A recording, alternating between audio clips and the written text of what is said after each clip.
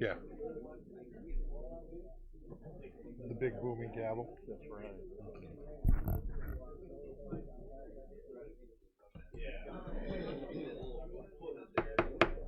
I'd like to call the August 14th Kankakee County Board meeting to order. Good morning. Good morning. Unfortunately, I do have to clear the aisle because of fire code, so we have to stand out in the hallway if there is not a seat to be had. Apologize for that.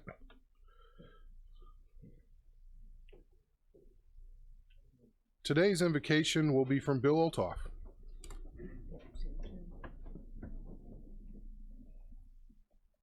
Father in heaven, we thank you for the blessing and privilege we have of living in this land of freedom, home of the brave.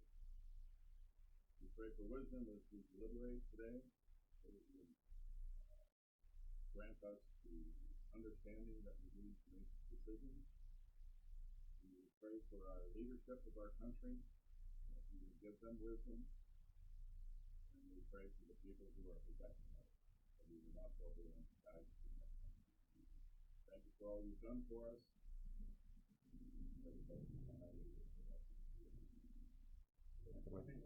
Please join me in the Pledge of Allegiance. Allegiance to the flag of the United States of America and to the republic for which it stands, one nation, under God, indivisible, with liberty and justice for all.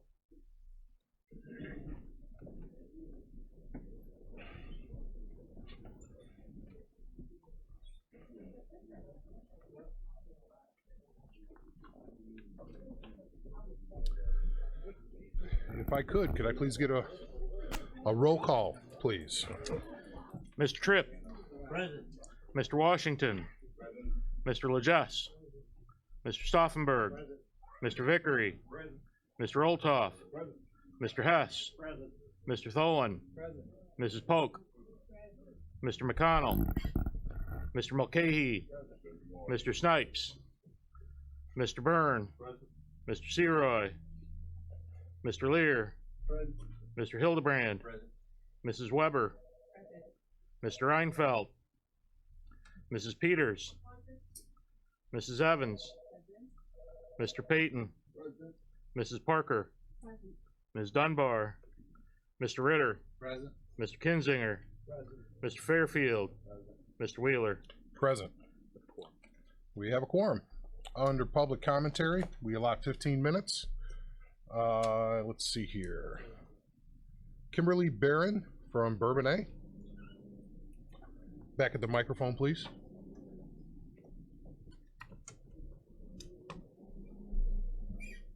It's Kimberly Bacon, like bacon and eggs. Good morning. Second R. Can you hear me? Yes. I have a copy of what it is I'm going to read, so if anybody would like that, I could bring it.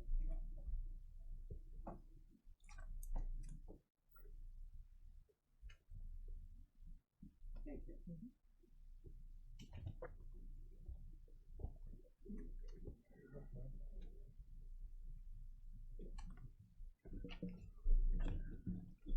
I am from Connect of Kankakee County.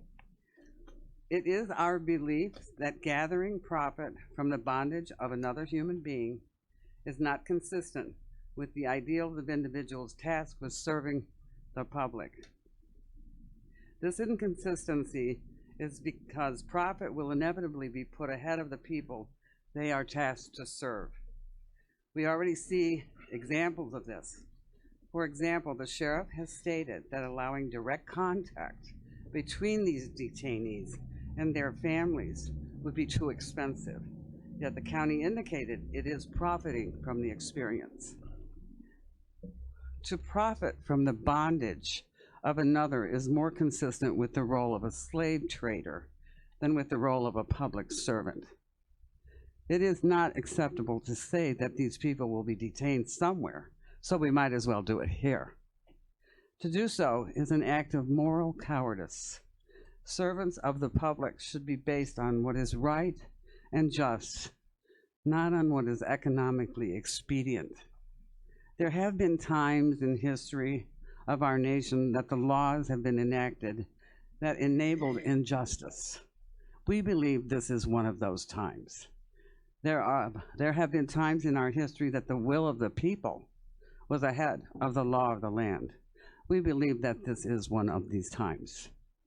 The United States Department of Justice issued a scathing report in 2016 regarding treatment and care of individuals in for-profit prisons.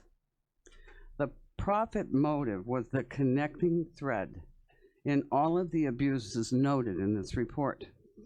Kankakee County is now acting as a de facto for-profit prison system. So it is inevitable that these abuses noted in that report will eventually be present in our county. We say no to this. The modern era of for-profit prisons began in 1983 when the Corrections Corporation of America, CCA, erected a facility to detain immigrants in Houston, Texas.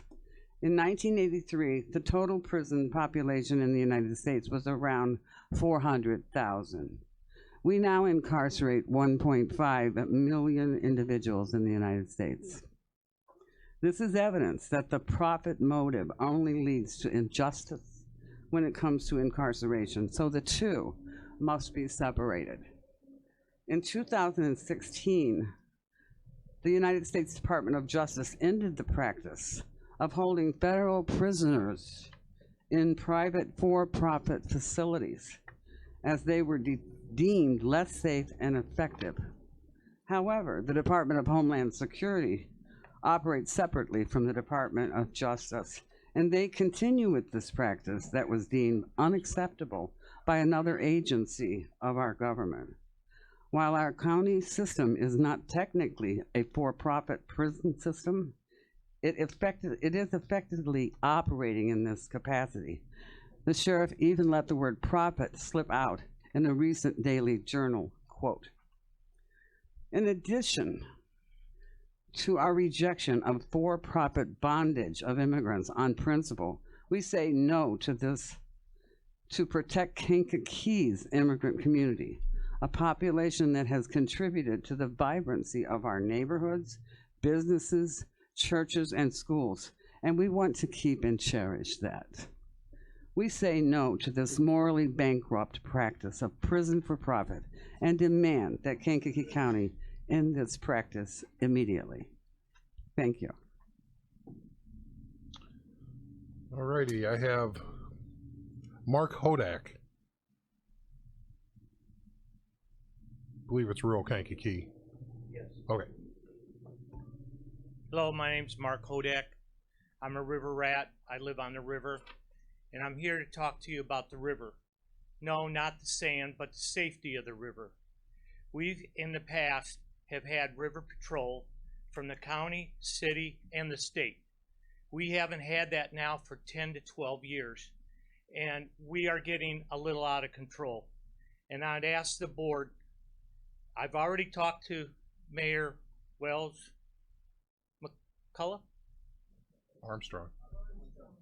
Excuse me, Armstrong, I'm sorry, at the board meeting, and I'm asking the county that let's get the three entities, the state, the county, and the city, to just put out some type of patrols out there, because somebody's going to get hurt.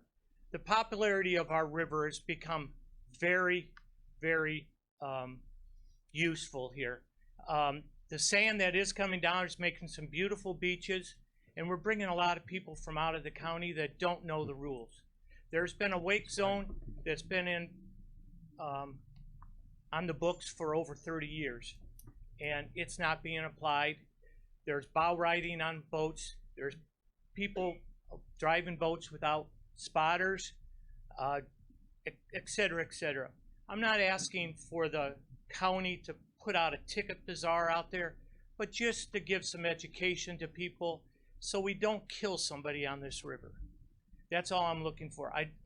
It's the best asset this county has, is the Kankakee River as far as I'm concerned. And I'm just asking for a little safety in it. Thank you. Next is Jay Kierwack for a moment. Could I defer my time to Mr. Certainly. Next up, Mr. Steele. All right, Mayor. Mayor Steele for moments. Good morning. I'm currently the mayor of Moments. My name's Charles Steele, and I'm here to talk to you a little bit about the solar farm that the city has actually objected to. And I kind of wrote me a list here, so I'll read that off real quick. I said, first off, I'd like to express that I really don't have any desire to be here. It is not my wishes to work against the county, as I feel all governments should be working together to achieve common goals. But that's not what has happened here. The county is pushing this through, and everyone is not stating the facts and has no desire to work together on this matter. The city of Moments was not notified until 2 days after the first meeting that this was even talked about. The only attempt to contact me was one time after the fact, and Delbert Skimmerhorn contacted the city hall one time. Yes, I did not return his call, as I felt it was after the meeting. He stated on record that he tried to contact me several times. That's a lie. My cell number, my email is right on the city website. There's never been any attempt to contact me at any other time by means of calling my cell, the city, business, or by email. He also stated the city did not have a comprehensive plan. That also is not true. We do have one, and it encompasses the area in question. He also stated that the city has not grown or had any development in the past 20 years. And I take great offense to that, as our city has had many developments, not only in the past 20 years, but recent years. Even if the housing has not grown a lot, the industry has, and it has produced many jobs. And that increase in jobs will eventually lead to the need for new homes in the area. Also, with the growth of the county, for instance, CSL will be adding many new jobs, and they'll be needing additional homes in that area, including Moments. I feel there's plenty of land that is not residentially zoned in the area that would be better suited for this other than a resident's backyard. We have 2 county board members in that district. Neither one of them has came and discussed this matter with me. Why is this so secret, and why no information? Why is this literally being forced upon us where it is not wanted by a group not willing to compromise and just move a bit further east? None of the representatives from the solar company has given any presentation to our city, not only with the benefits of solar, but any potential downfalls or safety issues. I did, however, get info that if high winds or tornadoes come and the panels happen to land in your yard, don't touch it, because it's still generating power and it can electrocute you. Why is this not being shared with the public? I have discussed this matter with our city council, and they unanimously agreed that this is not the best place for the solar farm. There was not one person in favor of it, and I was instructed to submit a letter of showing no support. That letter was sent to the board and also recorded. It has been read at previous meetings and posted on our city website. I have discussed this with our city attorney, Stuart Diamond, from Angel Gink. He informed me that this now should require a super vote requiring 75% of all voting members, not just members present. I am asking the county board to realize many false statements, improper notifications, and no general education to the benefits and downfalls of solar being presented properly. I ask that either they vote it down or possibly return it to the previous boards to restart this process and do it properly. Thank you. Thank you, Mayor. Let's see. Make sure I did this correct. Jim Griffin for Moments.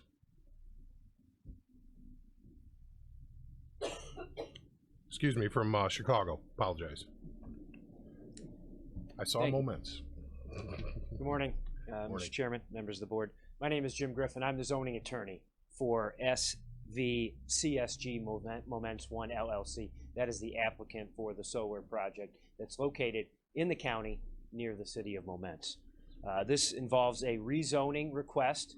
The property is currently zoned residential, even though it's been used for agricultural purposes for as long as anyone can remember. So it's a rezoning request to agricultural so that the zoning is consistent with the use of the property. and then a special use request for a 2 megawatt solar farm. The ZBA considered at its public hearing the nearby zoning and the nearby uses of the properties surrounding the subject site. The ZBA also considered a letter from the city of Momence, which was opposed to the project. The ZBA determined, and the Planning, Zoning, and Agricultural Committee agreed with that determination, that the rezoning and special use met all of the standards of the Kankakee County zoning ordinance. And the Kankakee County zoning ordinance is the zoning ordinance that governs and controls what can and cannot be developed on this property. The property rights of our landowner, who we have a lease with, are controlled by the Kankakee zoning ordinance, not the city of Momence and not any other jurisdiction. And because this application for rezoning and for a special use did in fact meet all of the standards of your zoning ordinance, we are requesting your favorable vote both on the special use and the rezoning. Thank you very much. I have Timothy Navratil. Is that pronounced correct? Jay Kerwak? Sure.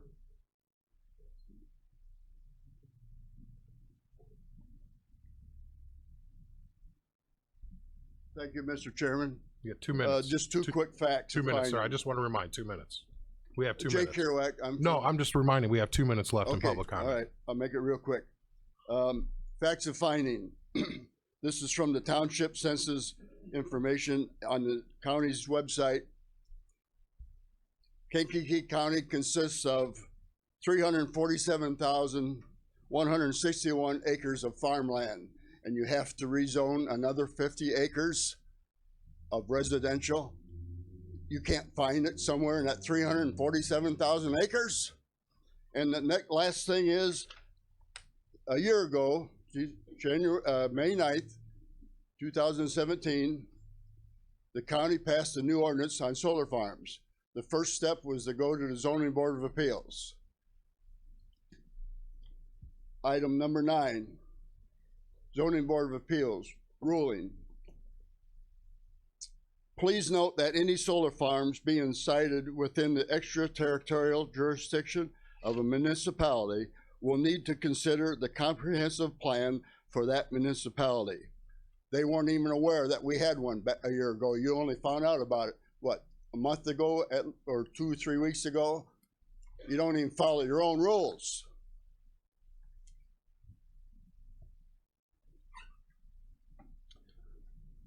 Tim, do you have anything? You got about a minute, yeah. Would they, the board can vote to extend? We allow an additional 5 minutes for the senator to speak. Is there a second? Mr. Fairfield, all those in favor? Aye. Those opposed? Thank you, Mr. Chairman. We bought this house 3 years ago as the last house before we retire. Looking for some place like, we had been looking for this, some place like this for 5 years. And my wife fell in love with it. The location and the view outside our backyard is just great. We have invested tens of thousands of dollars to modernize the house and build a detached garage and home office, which will also raise our taxes. We checked into the surrounding land to see if it was zoned residential / ag, and thought it would be great to have farmland around us or neighbors next to us build next to us, because the realtor said that it was zoned residential. If I would have known 3 years ago that this was a possibility, there is no way I would have bought this house and invested the money into it. If you take my house, surrounded by the view I have with the farmland next to it and an identical house, and put it next to a solar farm, and if I had to sell the house, which one do you think is going to sell faster? It's not going to be the one with the solar farm.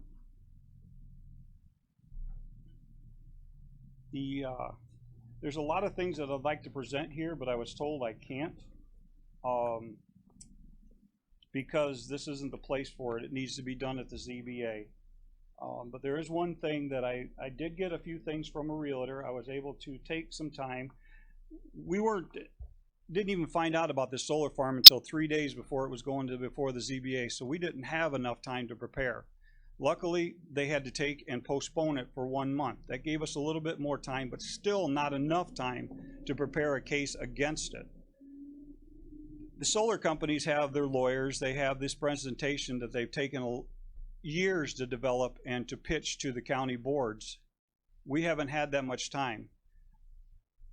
One of the realtors, I have a realtor that would stick up, and they gave us an estimated for net sellers, which I would like to present to the board at the ZBA. I can't do it here. But one thing that was stated is, please note, in real estate, there is a term, fear of the unknown for buyers. Purchasing real estate, for instance, if a home is in a subdivision and it borders farm ground that is zoned commercial, the buyer will have a concern of what could possibly go there, such as looks, the noise and the smells, the traffic, and general upkeep. So the home within the subdivision that borders the unknown will bring less money than the home that is surrounded by other properties that are similar to theirs. In the case of Moments, if the property is rezoned from residential to agricultural with a special use permit, not knowing the potential negative environmental issues and not knowing the aesthetics pleasing the property will be, how aesthetically pleasing the property will be, then they will create the fear of the unknown. Is that something that we deal with and they deal with in real estate all the time? You guys, if you take and pass this and turn it from residential to agriculture with special use permit, that's creating a fear of the unknown for my property. Even though the solar company may not go in there, there's that chance that it has a special use permit, and a real estate agent has to disclose that to potential buyers, that this has been rezoned. There's that possibility of the unknown, what's going to go there.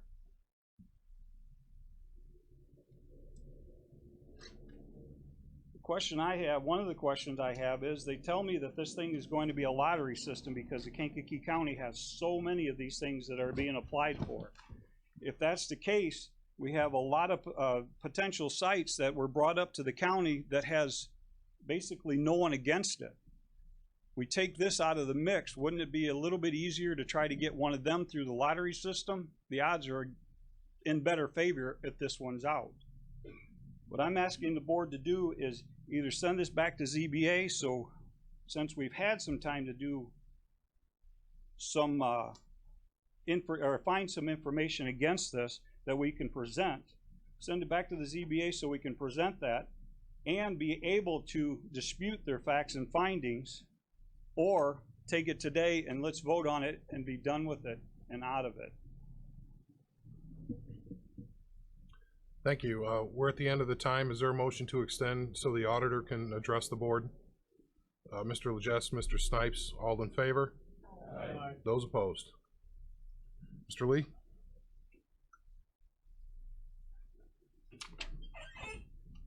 Good morning, Mr. Chairman, members of the board. First, I did want to mention that our hearts go out to the people in Italy. There was a bridge that collapsed, and as far as we know, 22 people died. So we do want to acknowledge that. I wanted to rise today because I saw on the agenda that we were going to amend the mileage and the reimbursement ordinance. Excuse me. And I wanted to say a few words on what our positions have been with some of these travel expenses and so forth. I know that my position isn't always the most popular, among certain groups, but personally, I refuse to believe that people in general don't want to do the right thing.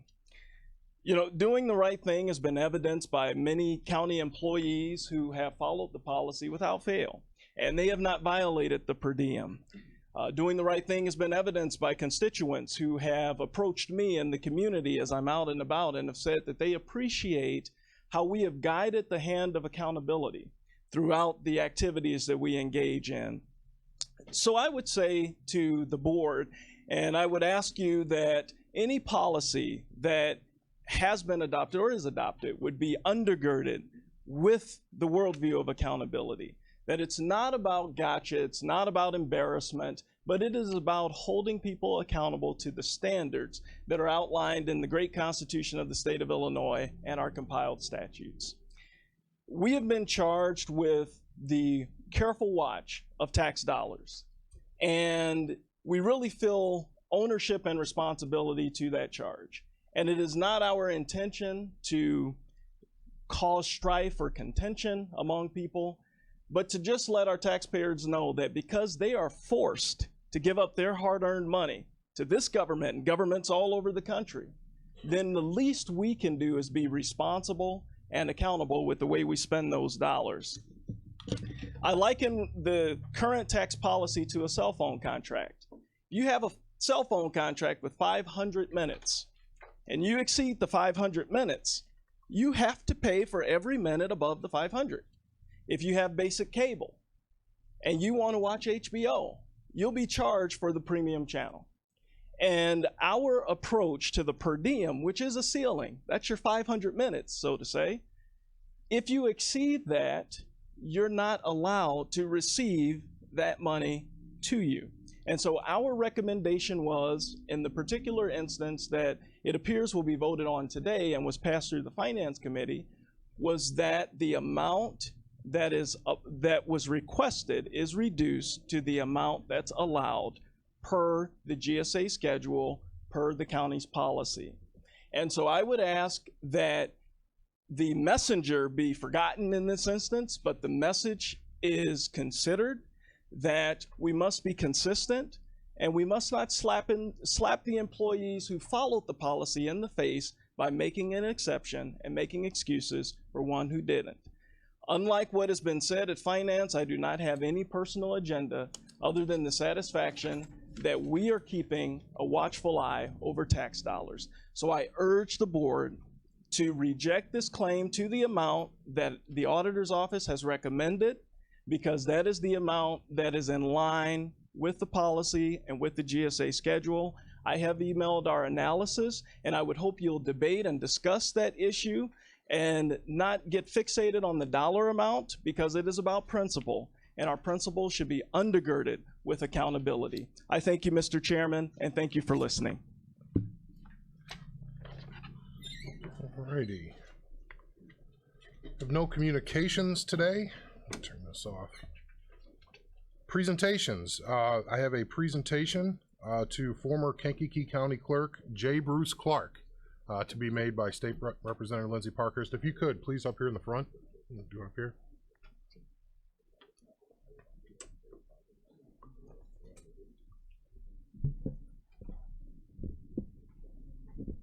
Good morning, everybody. Bruce, you want to come on up? It's my honor today to present this resolution to Bruce Clark. I'm just going to read it because it has very important information on what he's accomplished. I'll take my glasses off. Whereas the members of the Illinois House of Representatives wish to congratulate Bruce Clark on the occasion of his retirement as Kankakee County Clerk after 32 years of service. And whereas Bruce Clark began his career as Kankakee County Clerk in December 1985 and went on to win 8 consecutive elections over a period of 3 decades. At the time of his retirement, he was the most senior county clerk in Illinois. And whereas throughout Bruce Clark's tenure, he administered over 60 elections in his jurisdiction and participated in the observation and assistance and supervision of elections in the following countries: Kyrgyzstan, Macedonia, Belarus, Bulgaria, Afghanistan, Kosovo, Azerbaijan, Bosnia, England, and the Dominican Republic. And whereas Bruce Clark has served Illinois on many committees, including the Illinois State Board of Elections Advisory Committee, as president of the Illinois Association of County Clerks and Recorders, and as a member of the Illinois Government and Public Affairs Task Force on Political Representation and Alternative Electoral Systems. And whereas in 2010 and 2017, Bruce Clark was recognized for promoting voting assistance for people with disabilities by the Option Center for Independent Living. In 2015, he received the Illinois Association of County Clerks and Recorders Award and was named the Illinois County Official of the Year by the Illinois Association of County Officials. And in 2018, he was selected as Citizen of the Year and awarded the Lifetime Achievement Award for Community Service by the Daily Journal, a newspaper published in Kankakee, Illinois. And whereas Bruce Clark's accomplishments and abilities have been recognized nationally and internationally throughout his publications of best practices papers by the Election Center, a not-for-profit organization that promotes, preserves, and improves democracy. In 2015, he received the First-Time Voter Project Award from the International Center for Parliamentary Studies at its 9th annual symposium in South Africa. During his election work, he has also served many international organizations, including the National Democratic Institute, the Carter Center, the International Foundation for Electoral Systems, and the Organization for Security and Cooperation in Europe. Whereas Bruce Clark has served on the boards of various community organizations such as the Kiwanis Club, St. Paul's Lutheran Church and School, the United Way, the Helen Wheeler Center, and the Kankakee County Public Building Commission. And whereas Bruce Clark received his degree in political science from the University of Kentucky, he resides in Bourbonnais with his wife and 3 children, of whom he is very proud. Therefore, be it resolved by the House of Representatives of the 100th General Assembly of the State of Illinois that we congratulate Bruce Clark on his retirement from the Kankakee County Clerk's office. We thank him and deeply admire his many years of public service, and be it further resolved that a suitable copy of this resolution be presented to Bruce Clark as an expression of our esteem and respect. Congratulations.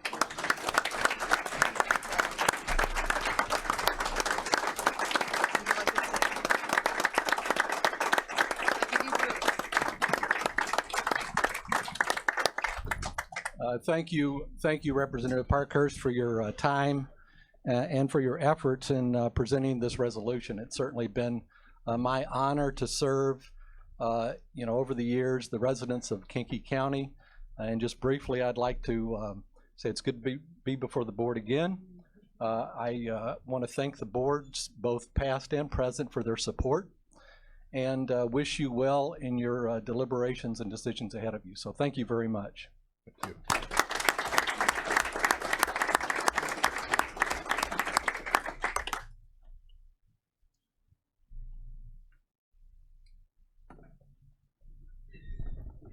Thank you, Bruce.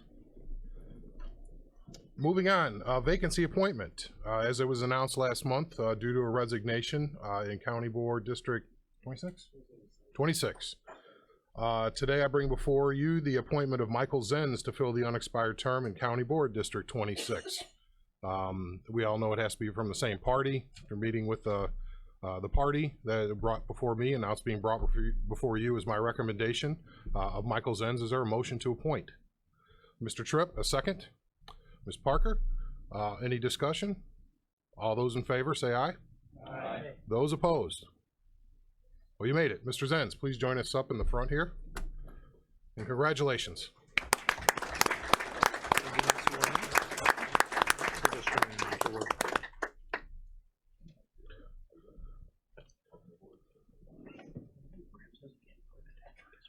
Okay. So after this meeting, you'll be sworn in, and then you can vote. So today you're just for show. All right. So we'll do that right after the meeting. So, alrighty, moving on. Certificates of appreciation. Greg Danduran from the Sheriff's Department, 10 years. Tyler Fox, Sheriff's Department, 10 years. Adam Granger, Sheriff's Department, 10 years. Jacqueline Harkar, Sheriff's Department, 10 years. Brant Kimmery, Sheriff's Department, 10 years. Chad Ruckman, 10 years at the Sheriff's Department. Boy, they had a good day of hiring. Kyle Vance, 10 years at the Sheriff's Department. Michelle Brown, 15 years at the State's Attorney's Office. There she is. Graham will present that.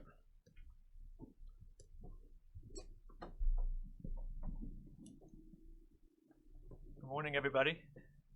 Michelle has been a victim witness coordinator in our office for the past 15 years. It's not a very easy job. She meets with the families and the victims of crime, hears their stories, takes their statements, and works with the prosecutors in our office to get justice for those victims. Not an easy job, but she does it so well with a lot of grace, a lot of poise, and a lot of competence. So on behalf of the State's Attorney's Office, I'd like to say thank you for 15 years, and I hope we have you a lot more than that.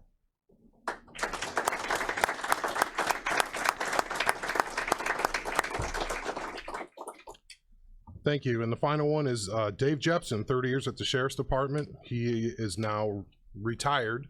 I guess not officially. He's, well, end of August. He's on vacation in Alaska, but when he gets back, he's retired. So we're going to hold on to his certificate for him. Thanks for all your service, Dave. Moving on, minutes of the last meeting, July 10th, 2018. Motion to approve the minutes. Mr. Olthoff, second. Mr. Washington, all those in favor? Aye. Those opposed? Motion carries. Claims Committee reports. Mr. Chairman and members of the County Board, your Committee on County Claims would beg leave to report they have examined the following claims presented and recommend payment. The clerk is hereby authorized and directed to issue orders to the several claimants payable out of the funds as follows. Highway Fund, $348,997.11. All other funds, $275,832.09 for a total for the month of June 2018, $624,829.20. The General Fund, $1,100,543.99. All other funds, $3,551,789.44 for a total for the month of June 2018 of $4,652,333.43. All right, I need a motion to approve. Mr. Burns, second. Mr. Fairfield. Any questions? Roll call vote, please. Mr. Tripp. Aye. Mr. Washington. Mr. Legess. Mr. Stauffenberg. Mr. Vickery. Mr. Olthoff. Mr. Hess. Mr. Tholen. Mrs. Polk. Mr. Mulcahy. Mr. Snipes. Mr. Byrne. Mr. Lear. Mr. Hildebrand. Mrs. Weber. Mrs. Peters. Mrs. Evans.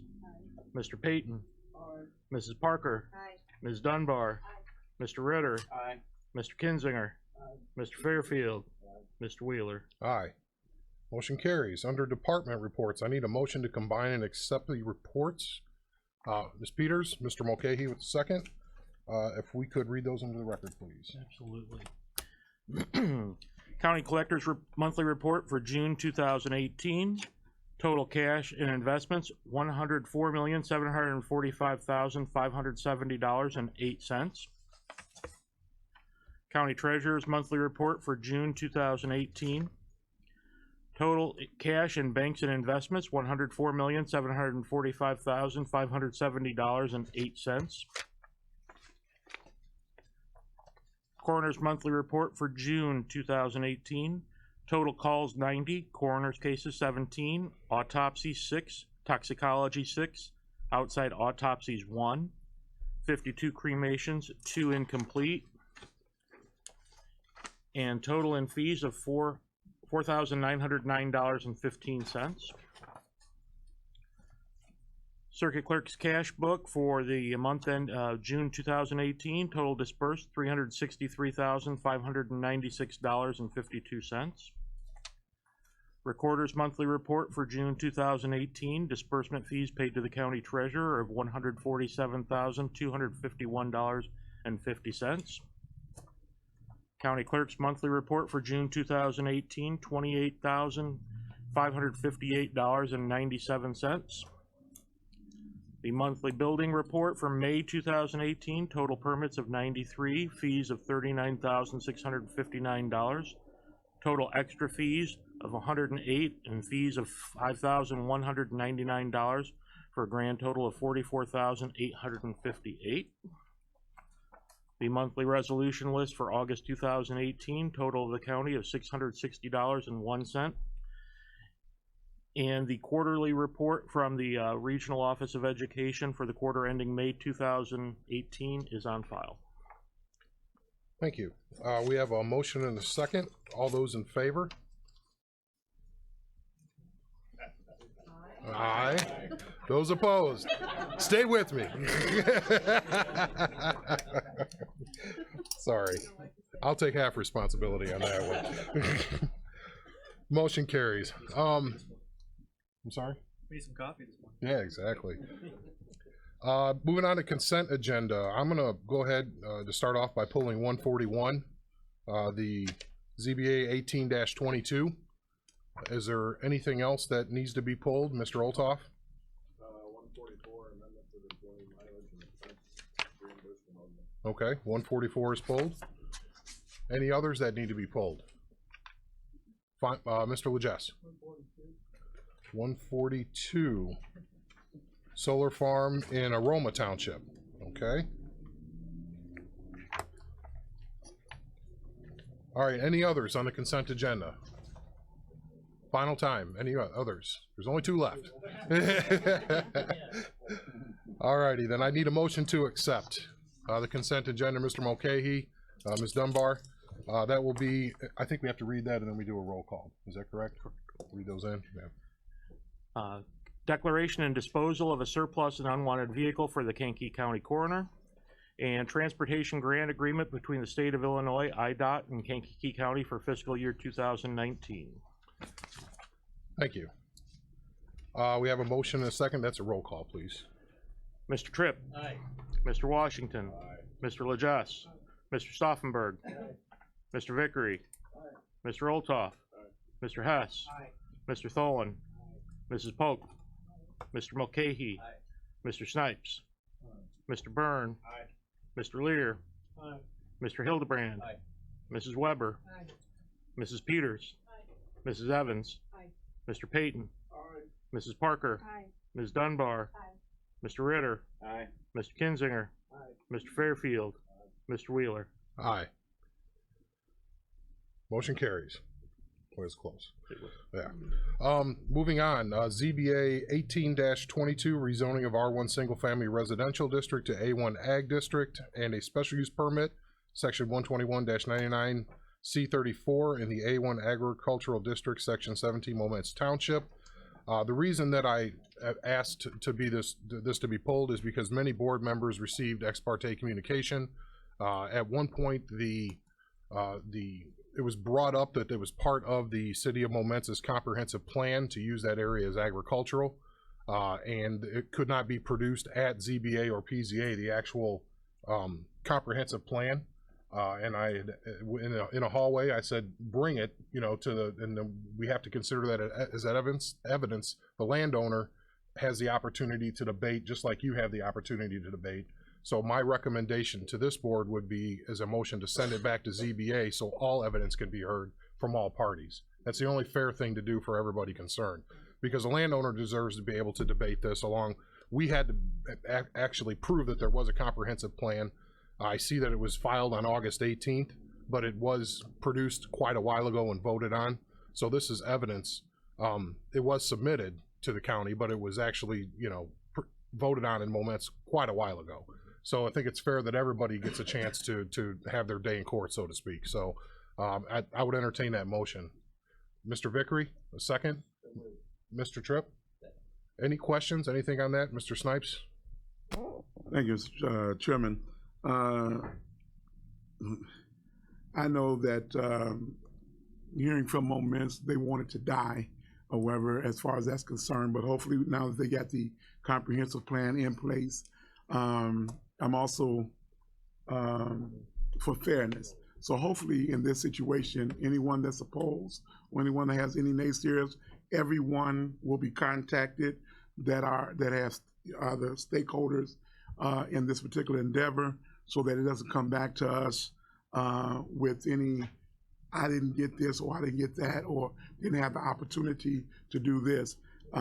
Do want their due process rights to be taken in, so I do agree that we do need to send it back, even though, with me being from Moments, however, that's my hometown, we celebrating 20 years of, 40 years, I go back to 20, but 40 years of graduation this year, whether we have our reunion in September. So do have special concerns when it comes to Moments, and definitely if they basically talk to me. So in the interest of fairness, I would concur that we will send it back, and hopefully everything can be hashed out in the zoning boards of appeal.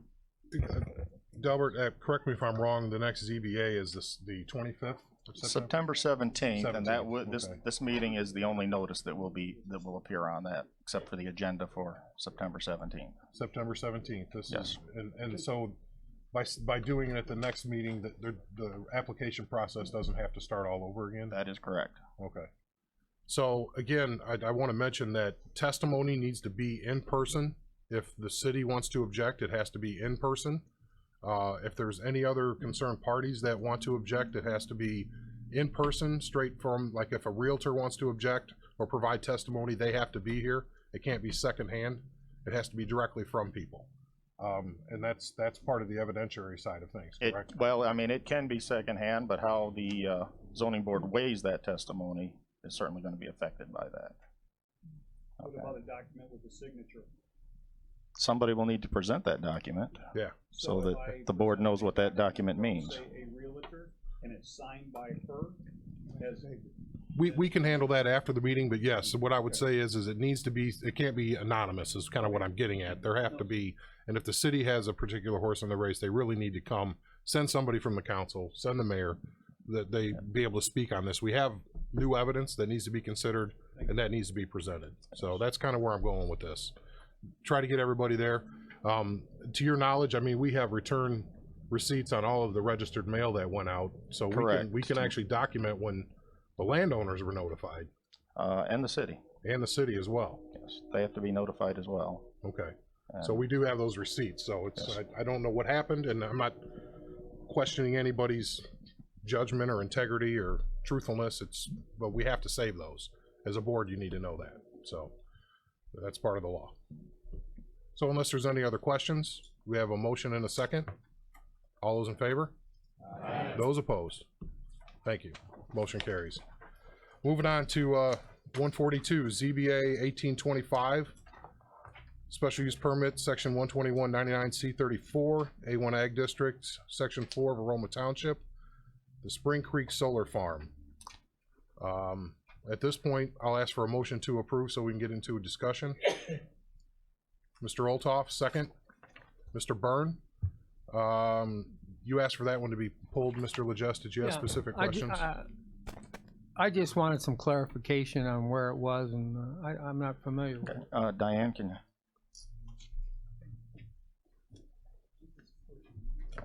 My question was, it's not the one off Highland Road that we already voted on? No, it's okay. Opposite of that subdivision. It's just off of Route 1, about 3/4 to a mile south of Route 17. It's on the west side of the road. It's a 76.11 acre parcel. They'll be using 13 acres outlined in blue on that map up there. Okay. Zoning board voted 4-0 to recommend approval with conditions. PZA, Planning and Zoning Committee, agreed with them. There were no objectors present. There was an adjoining landowner who voiced his pleasure with it and asked why we didn't do more. So I had one more question.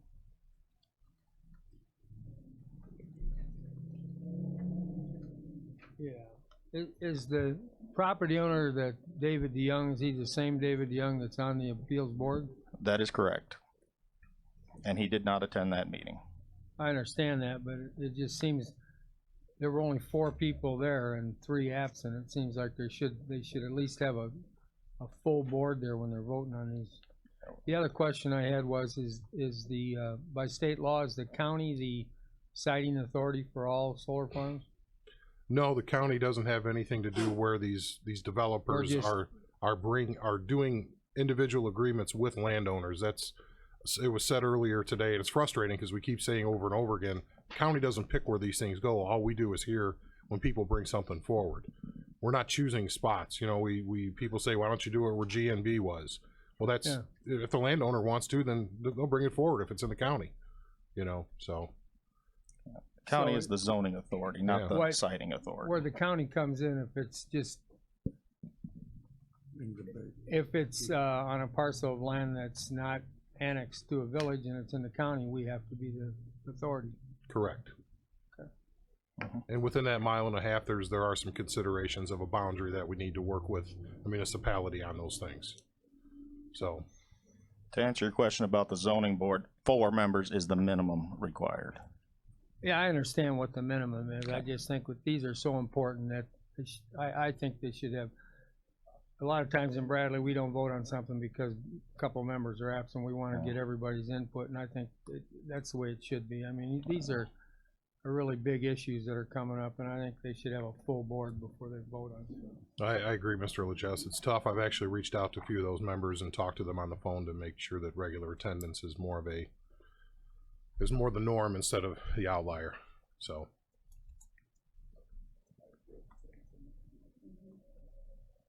So any other questions about this particular site? Mr. Snipes? It's my understanding that there are, from those testimony, that there's no objectors as far as that's concerned. I see really none in the documentation, so I have no reservation. If the people don't object, neither do I, except for good property. Good farmland, I do object to that. As a farmer, I think we need as much of that as possible.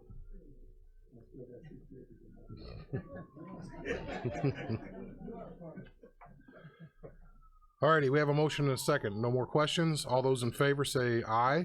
Aye. Those opposed? Motion carries. Thank you. Moving on to amendment of the employee mileage and expense reimbursement ordinance. That's really the title of the resolution. That's basically it. Now these were a motion to approve first on the floor. Mr. Legesse, Ms. Weber. Now any discussion? Any questions? Mr. Olthoff. Just pointing out that the letter C on here. Oh, my apologize. Yeah, I gotta turn you on. Sorry. Give it a shot. Out that the letter C on each one of these, the business-related expenses as approved by the department head, are the changes that were approved by the executive committee. Yes, that was the one that was added because we was looking through this, but because of other situations that were going on there, we didn't have the authority for anybody on county business to reimburse mileage or any expenses. Basically, there was only two reasons. So if, like, I use the example of one of the board members going down to Livingston County to do county business on transportation issues. There was nothing in there that said we can reimburse that mileage. So we had to add that in. You know, there are some other issues there as well. So, Mr. Kinzinger. Thank you, Mr. Chairman. As a new board member, I'm looking at this. It's my understanding then that this amendment relates to giving the department heads the authority to approve any overage based on a GS state. Could you explain exactly what's happening here? Not exactly. This is just another reason somebody can be reimbursed for mileage or expenses. The other, let me find the actual, I apologize, I should have it open in front of me.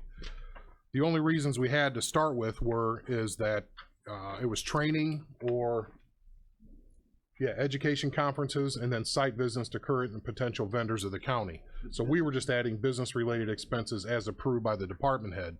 Because if the sheriff sends somebody somewhere or the board sends Mr. Hess or somebody else somewhere else to represent the county, we didn't really have the authority before, per this, to reimburse mileage or expenses.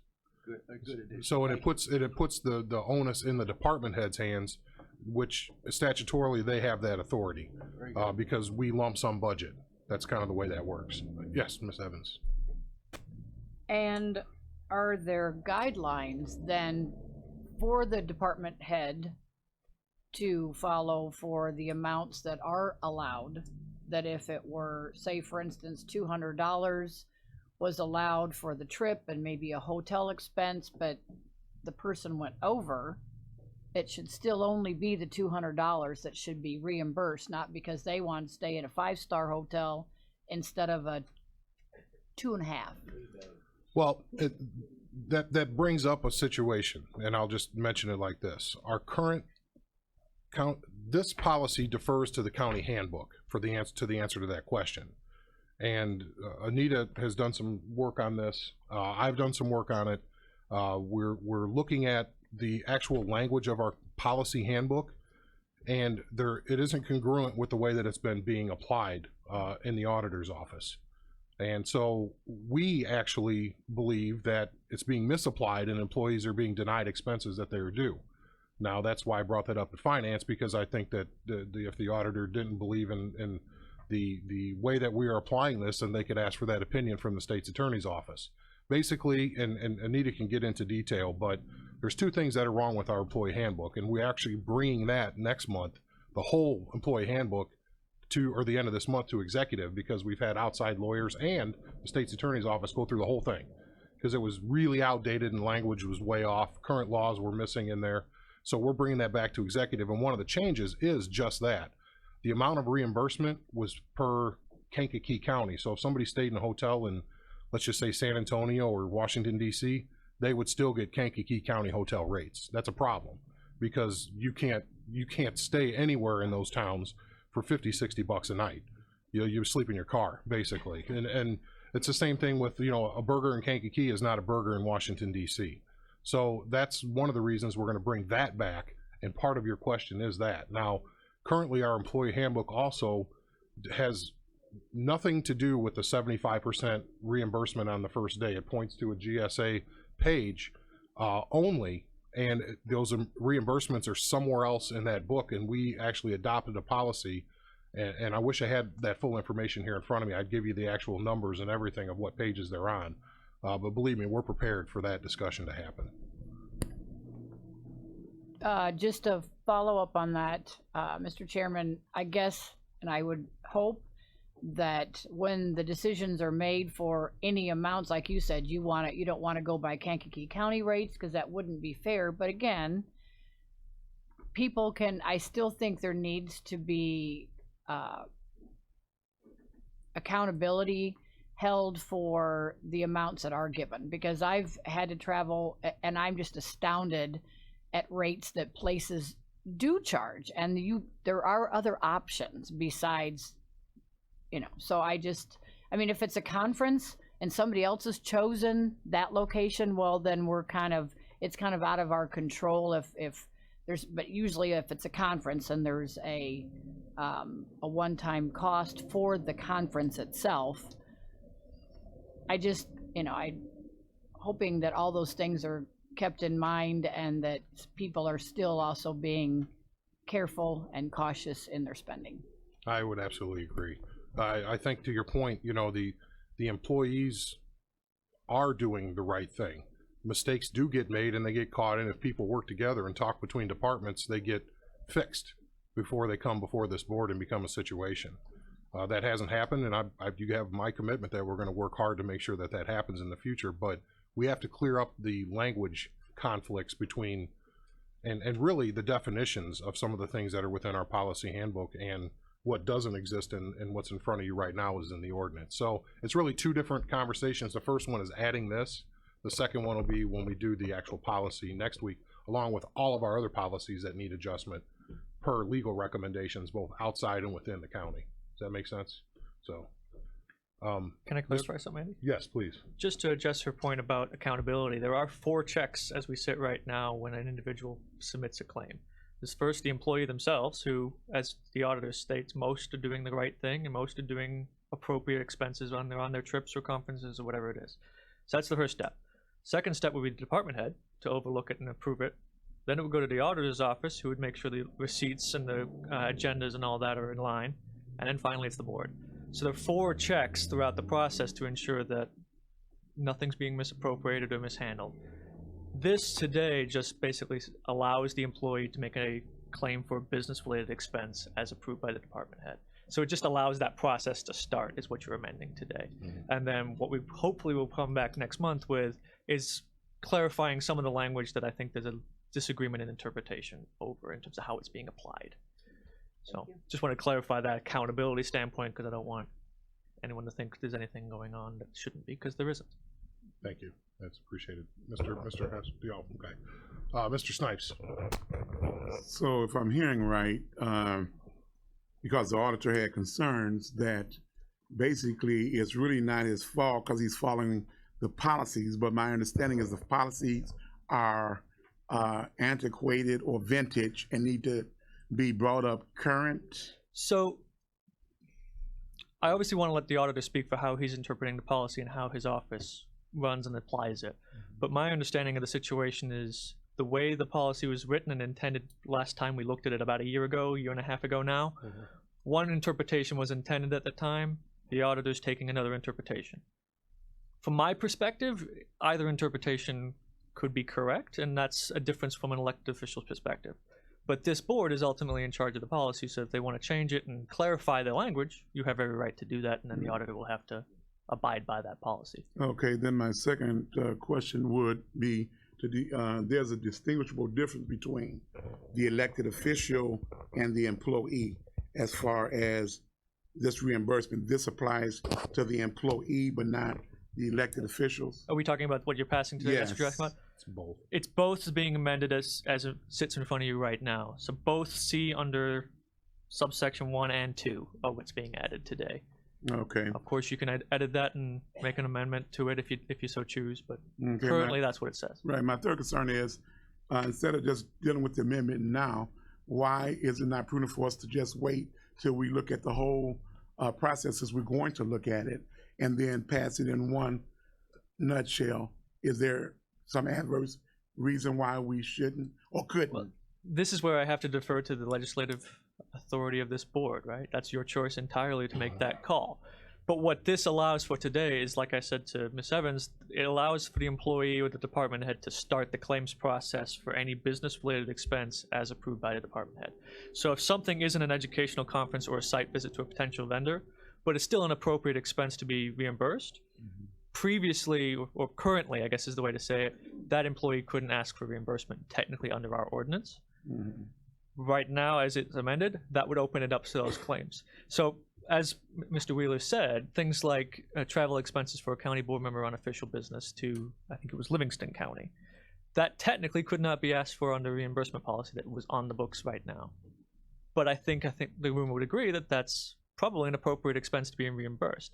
So that's what this opens up. It allows that kind of an expense to be asked for reimbursement, and then what can be reimbursed up to a cap, what expenses are approved up to a certain threshold, meals, hotel rates, those kind of the nitty-gritty niche components are in the policy, and obviously those have to be looked at with a little finer tooth comb.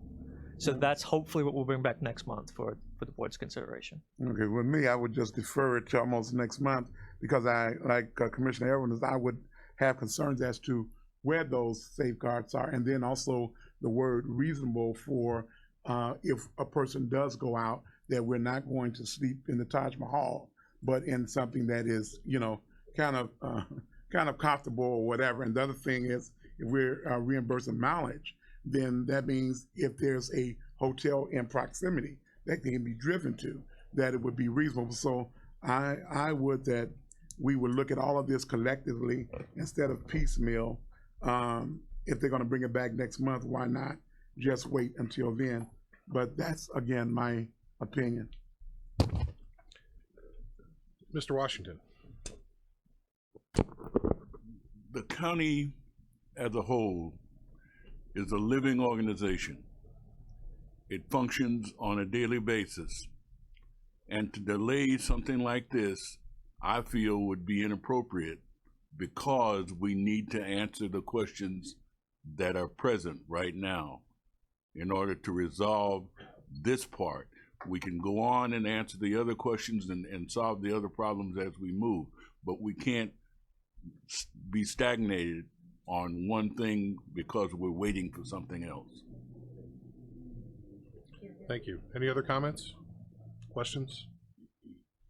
All right, we have a motion in a second, correct? Yeah. Just want to make sure. Thank you. All those in favor signify by saying aye. We have a roll call. Mr. Hendrickson. Yeah. I called him Mr. Clark earlier. Sorry. Thank you, Chairman. Oh, yeah. Which one are we on? Yeah. Mr. Tripp. Aye. Mr. Washington. Aye. Mr. Legess. Aye. Mr. Stauffenberg. Aye. Mr. Vickery. Aye. Mr. Olthoff. Mr. Hess. Aye. Mr. Tholen. Mrs. Polk. Mr. Mulcahy. Aye. Mr. Snipes. Nay. Mr. Byrne. Aye. Mr. Lear. Aye. Mr. Hildebrand. Aye. Mrs. Weber. Mrs. Peters. Mrs. Evans. Mr. Payton. Mrs. Parker. Ms. Dunbar. Aye. Mr. Ritter. Aye. Mr. Kinzinger. Mr. Fairfield. Mr. Wheeler. Aye. Motion carries. Alrighty. Moving on to PZA. If I could get the title of that read in to the record, please.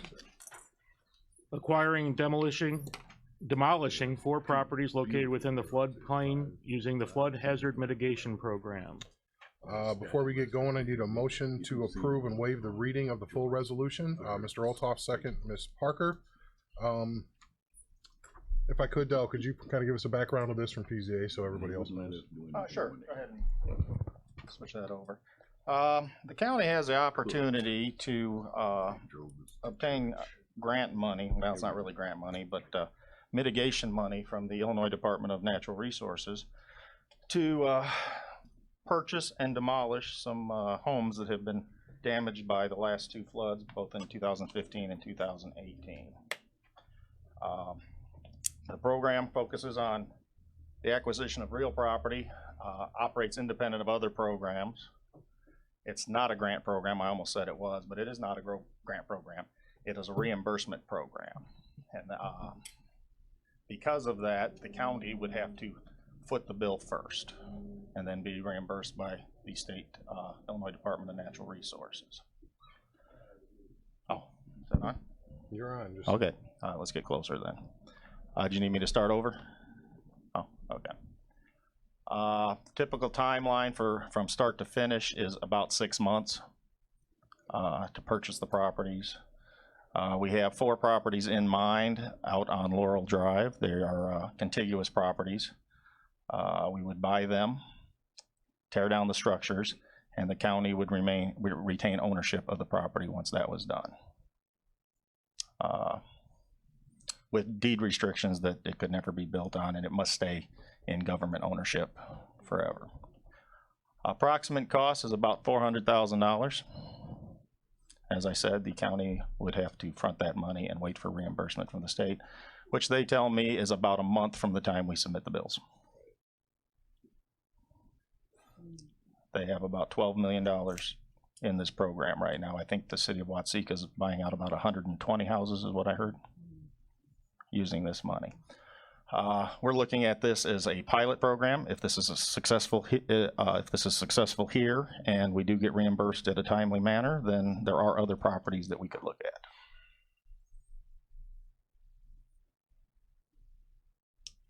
I think that's it. All right. Ms. Weber. I was wondering if the landowners are agreeable. 3 of the 4 are. 1 I have not talked to because I'm waiting to see if we get permission to move forward first. This is voluntary, so they could back out at any time. Yeah. Mr. Tripp. Asked the same question that I did at the PZA. What about the maintenance afterwards? And then is this area going to be open to the public for fishing and that kind of thing or whatever?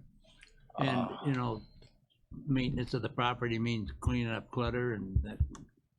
That's just a question. Ultimately, maintenance of the property would fall on the county. That does not mean the county cannot lease it to some other organization for their use and they be charged with maintaining it. Like a park district or something like that? Could be a park district, okay. A church group or conservation group. Yeah, okay. It could be turned into a park for public access. Right. It would be owned by the county. Good. Yep. Key is it can't be built on. I think you can put like gravel so you can park, but it's not. There are limitations. Structures. The only structure, enclosed structure that would be allowed is a small bathroom facility. You can't have an open wall pavilion. You can have a boat dock or a fishing pier. Okay. So just so folks know, I have some trepidation because the state's not always honored their commitments to pay us. And we just had to write off $150,000 for that courthouse grant that never showed up. So I don't know if you have any evidence where they actually are bound to turn this money around. Is it federal through the state or? This is actual state money, not federal money. Okay. It's not the same program. The other property that we are working on currently that's taken 3 years to get the grant, that's federal money. That's fed. And a lot more requirements. This is fairly straightforward and simple. There's not nearly the requirements to use the money. Are we bound to do all together, or can we do 2 and see if they pay us and then do the other 2? However we apply. Okay. We could do 1.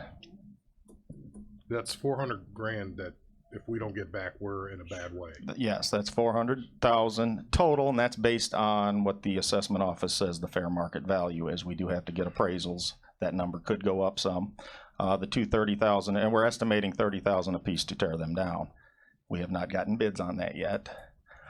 But one thing is that they can use, there's two of them that are federally insured with flood insurance, and that kicks in the ICC money, which gives us 30,000 to tear them down.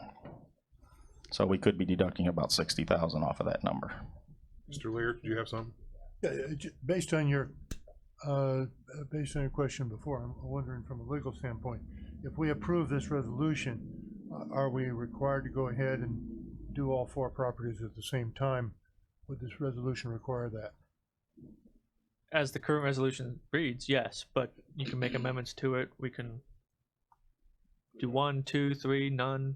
We can amend it. Explore it further. I mean, we can amend this or not pass it. It's entirely up to what this. And we also have to apply and get approved too. So we can make some edits to answer your question. Is a legitimate edit up to 4, and then we can decide what we want Up to 4 properties or $400,000? What are you asking? Sorry, I want to be clear. These 4 properties. Well, that's what's up in to here currently. 400,000. Yeah, up to. But I just want to make sure, because then we're not bound to do all 4. The one question I had was, as far as timing, do you need to apply before a certain? I think we have till the end of October to apply, if I remember correctly. One thing that is attractive about this, that green box at the bottom is a local neighborhood park for that subdivision. So this would be an extension of that park, or could be. Mr. LaJess? I personally don't think that we're in a financial position to attempt this. Maybe in a few years when we're a little more financially stable, but I don't like the idea that there's the possibility that we could get stiffed. And I don't know anybody ever has been, as far as this kind of money. I don't know that we can take the chance. Yeah, I know. That's kind of. Well. Just to answer your previous question, Chairman, we can make it up to 400,000. I can come up with some language if you want to go that route. What's the tenor of the board? Do you want to start with the one next to the park and see how that goes, and then go from there? What's the purpose? Let me just ask a obvious question. Why are we even considering this? What's the purpose of us considering this? What's the benefit to the county or to the community? 3 of these 4 houses are substantially damaged houses. In fact, one has not been lived in since 2015 and has a tree sitting on top of the roof. This would remove them from the floodplain, thus reducing the county's flood damage when it does flood. Nobody owns those properties now? We talking about? Oh no, they are owned. But they got a tree on their property and they got insurance and it's not been removed. And the county's going to pay 30,000 demo, 60,000. No, those are estimated costs for demolishing the property. Okay, that's what I'm saying. I don't. Why? When government money's involved, you have to do asbestos abatement and various other things that does raise the cost of demolition. Mr. Lear, did you have a follow-up? Yeah, Mr. Chairman, I'd like to amend the resolution to include the up to 4 properties. That gives the administration a little bit of flexibility in terms of how they're going to proceed with this. Is there a second to up to? Is that Mr. Washington? Okay, all those in favor of the amendment to up, the amendment is up to 4 properties, and we'll talk about how we're going to go about if it's 1 or 2. Yeah, what language are you wanting to change? The language changes up to 4 properties, not 400,000. Can I clarify, Steve? What Sure, language yeah, in the resolution are you looking to add, change, delete, whatever? Because we want to be specific about what you're asking to do. Well, let's see. We're talking about identified 4 properties which would qualify, and we're talking about the total cost of acquiring the properties. Could you speak into the So mic, I think please? we would be Steve, adding Could you it speak into the to- mic, please? Mike. I'm sorry. There's 2 whereases here, one that identifies the 4 properties. So Yep. The 4th one. I Yep. think that whereas we probably would almost need to maybe put in another whereas or whereas the county would seek to acquire up to 4 properties. Up to 4 of these properties. That way. What about the last whereas clause, Steve, where it says recommends to the full county board that the planning manager work with other county departments to acquire the 4 properties? Okay, I see acquire that up there. to That 4 would fit. properties. Is that? Yeah, it would fit there too. So I would move to put it in that. And then echo that in the therefore clause as well. Or to acquire up to 4 properties. So to clarify, I just want to make sure, the tenor of this is to allow for up to 4 at around 100,000 for each of them. Not to spend 400 on one property. I think that's where you were going, Mr. We have no Kennedy. idea what the end cost will be Right. at this point. Right. Those are just estimates. Yes, Mr. Kinzinger. The real issue is not the number of properties. I think the real issue is not the number of properties, but the 400,000 and the point that you brought up into this conversation. I would like to give, not to exceed 400,000 and forget the properties. And it's a discretion up to 400,000. Mm-hmm.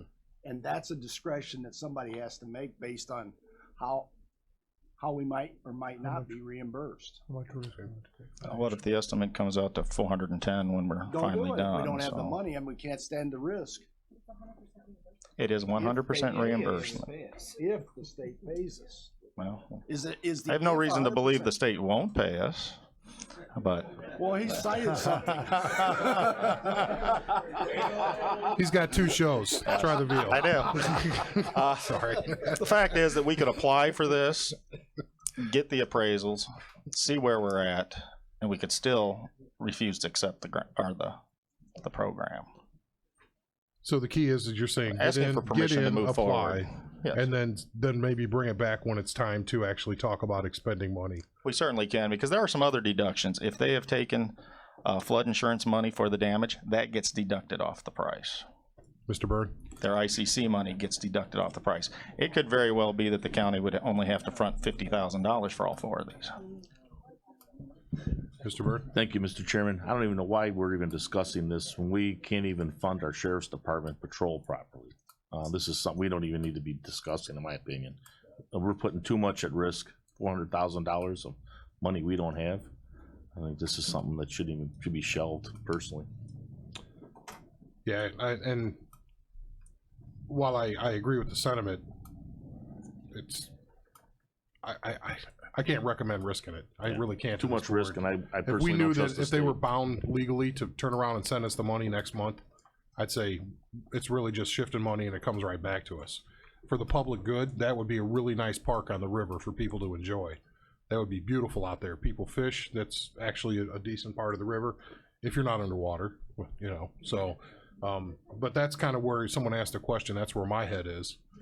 These are going to continually flood until we fix the river for at least the next 10 years. So it's one of those things where it's not going to get any better. You're going to see more houses get lost.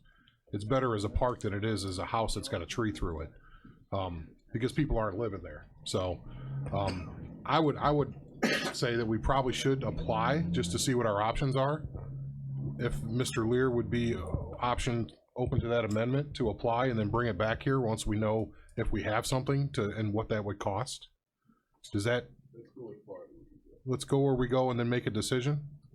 Is that acceptable? I would agree to the amendment saying that we recommend to the full county board apply for the Mike, Steve. The mic. I would agree that we would that the amendment say we apply for this reimbursement, proceed with the acquiring with the intent to apply for the reimbursement, so that we could move the process forward and make a decision when we have a clearer understanding of what are our realistic risks. Everybody got that? Is there a second to applying and then bringing it back with a dollar amount that's realistic? Is there a second to that? Ms. Weber, discussion? Mr. Snipes? Just want to make sure that I have no objection in pursuing this as far as the potential is concerned, and if in fact the state is there and going to reimburse, I would like to see if anyone else have done anything along the river and with reimbursable funds from the state, and whether or not they got them. The last thing I want is a song sung to me, "How dumb thou art, how dumb thou art." If there's no idea of end cost, I want to make sure that we know, because I agree with Jim, there's sheriff, there's other needs, but if it's going to be reimbursable costs, we know it's going to be that. We don't know what it's going to cost us. As they'll say, it could be 50,000. Then it's good to pursue, just not making sure that money's going to be reimbursed. If it's not, I'm going to be voting it down. Mr. Legess? Yeah, just a quick question. Are there other properties like this, or how do these four get picked, or is there more out there? Well, there's more out there, yes, there's plenty more out there. How are these? We pick these because they're together. Keeping in mind that maintenance factor, that if you have one of these lots just sitting there, it's not a lot you can do with it for a park, and we still have to send somebody out to maintain it. I call for the question. Okay, we actually need to vote on the amendment. We have a motion and a second. All those in favor of the amendment? Aye. And those, nay. A little quick. Okay, let's do that again. All those in favor of the amendment to apply and then bring back a number, what it'll cost? Aye. Say aye. All those opposed? Nay. 3? We should probably do roll call so we can call out the I had a 3. pretty loud name. Yeah, you got a loud name. Could have been 2 days. 2.5 for you. Two soft names. Mr. Tripp. Aye. Mr. Washington. Aye. Mr. Legess. Nay. Mr. Stauffenberg. Aye. Mr. Vickery. Aye. Mr. Olthoff. Aye. Mr. Hess. Aye. Mr. Tholen. Aye. Mrs. Pope. Aye. Mr. Mulcahy. Aye. Mr. Snipes. Aye. Mr. Byrne. Aye. Mr. Lear. Aye. Mr. Hildebrand. Aye. Mrs. Weber. Aye. Mrs. Peters. Aye. Mrs. Evans. Aye. Mr. Payton. Aye. Mrs. Parker. Aye. Mrs. Dunbar. Aye. Mr. Ritter. Aye. Mr. Kinzinger. Aye. Mr. Fairfield. Aye. Mr. Wheeler. Aye.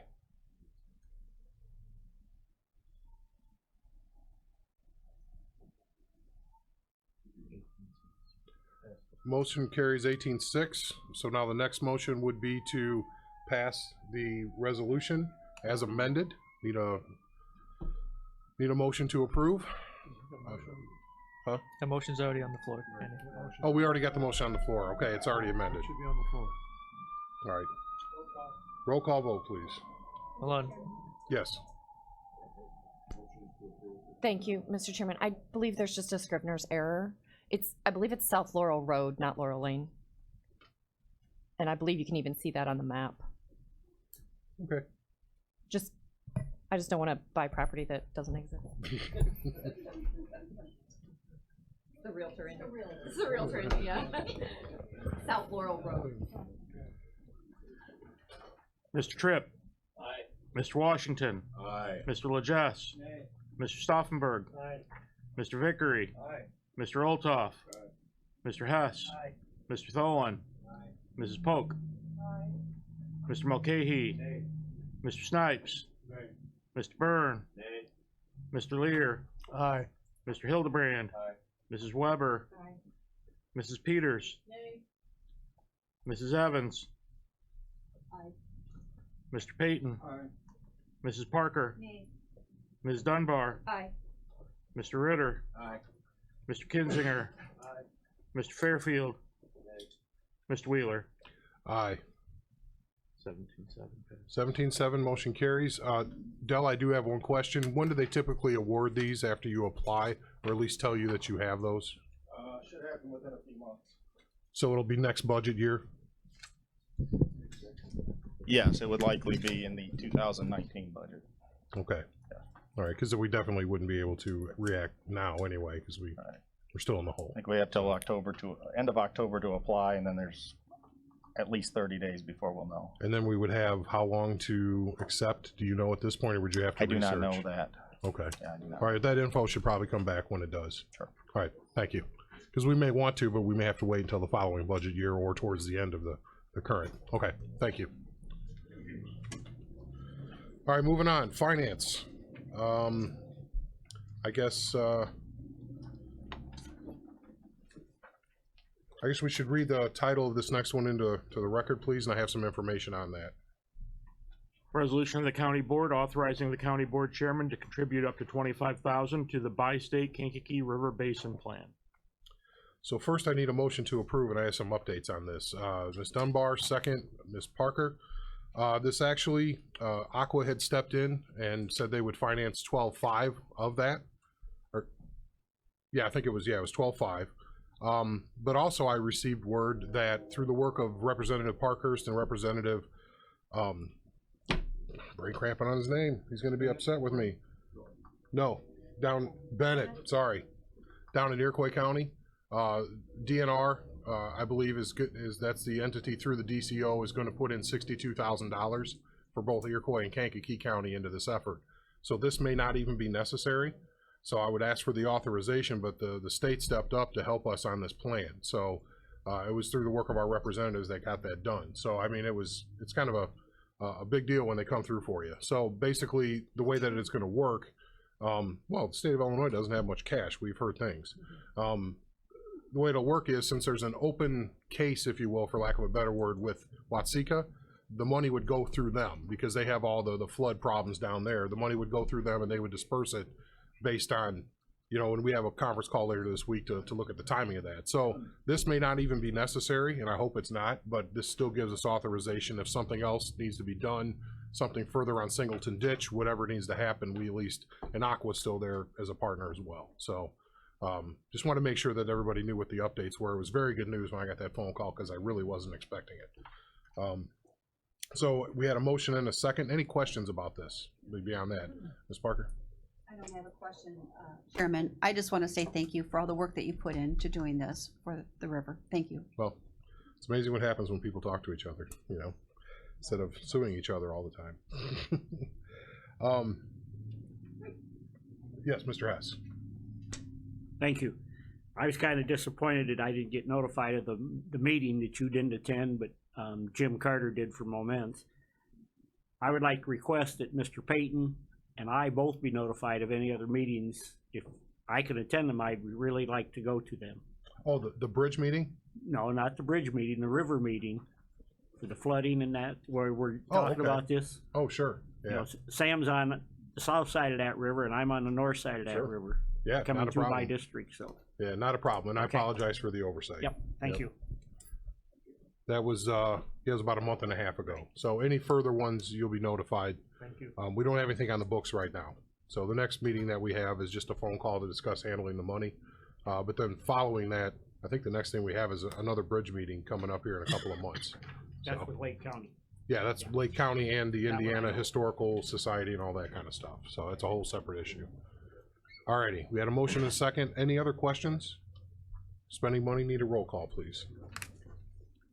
Mr. Tripp? Aye. Mr. Washington? Aye. Mr. Legess? Aye. Mr. Stauffenberg? Aye. Mr. Vickery? Aye. Mr. Olthoff? Aye. Mr. Hess? Aye. Mr. Tholen? Aye. Mrs. Polk? Aye. Mr. Mulcahy? Aye. Mr. Snipes? Aye. Mr. Byrne? Aye. Mr. Lear? Aye. Mr. Hildebrand? Aye. Mrs. Weber? Aye. Mrs. Peters? Aye. Mrs. Evans? Mr. Payton? Aye. Mrs. Parker? Ms. Dunbar? Aye. Mr. Ritter? Aye. Mr. Kinzinger? Aye. Mr. Fairfield? Mr. Wheeler? Aye. Motion carries. Next item, 147, the transfer of the remaining CDAP funds to the general fund. Need a motion to waive the reading and approve. Mr. Legess, second. Mr. Vickery. Basically, for just to remind everybody, these are funds that, because of the revolving loan fund from the state of Illinois, they basically said a couple years ago, we're done, keep the money, do what you want with it. It was state money that was supposed to be loaned out to for businesses who couldn't quite qualify for a loan, which meant typically the county got left with people not repaying loans because they couldn't go to banks. That was what the money was for. So in this case, we were left with a sum of money, and we are requesting that that transfers into the general fund, and it offsets that wonderful grant that we didn't get reimbursed for from the state. So it's basically to balance our books, right? Something we've been write off something we've been carrying for a few years, and then with money that was now we're merging into the general fund. So it's virtually a wash within a couple thousand. Mr. Mulcahy? Well, I think you did think it's my question. I just wondered what the amount came to. Yeah, it's roughly, they're both right around $150,000. You know, so it's almost a complete wash between the two. Yeah. Wish I could be more specific, but we handled that in committee. I apologize, but that's why it just happened to be fortuitous that happened. Yeah. You know. Thank you. Any other questions? Motion. We have a motion. We already get the motion to combine. All right. Roll call vote. Mr. Tripp. Mr. Washington. Mr. Legess. Mr. Stauffenberg. Mr. Vickery. Mr. Olthoff. Mr. Hess. Mr. Tholen. Mrs. Polk. Mr. Mulcahy. Mr. Snipes. Mr. Byrne. Mr. Lear. Mr. Hildebrand. Mrs. Weber. Mrs. Peters. Mrs. Evans. Mr. Payton. Mrs. Parker. Ms. Dunbar. Mr. Ritter. Mr. Kinzinger. Mr. Fairfield. Mr. Wheeler. Aye. Motion carries. Moving on, the amendments to the combined annual budget and appropriation for Kankakee County, Illinois, 2017-2018 fiscal year. Motion to approve and waive the reading. Mr. Vickery, second. Mr. Payton. Is there any specific questions we have? This is the work we did in finance, basically to look at the projections on both expense and revenue for the rest of the year to provide a more accurate picture on what was going on. We believe that we're looking at, you know, for the rest of this budget year. So I don't know if there's any specific questions or anything, but we'll handle those now. We kind of went through it in finance somewhat more in depth, but I'll give you a moment, please. It's a lot of information, so take your time. Yes, Mr. Legess. I was wondering if I could be excused. I have to go sit with a dementia patient. Yes. Okay. Good luck.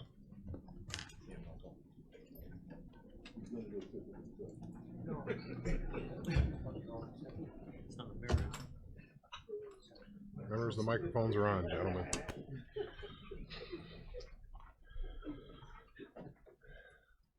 Alrighty, we have a motion and a second. That'll be, unless there's no questions, roll call vote, please. Mr. Tripp.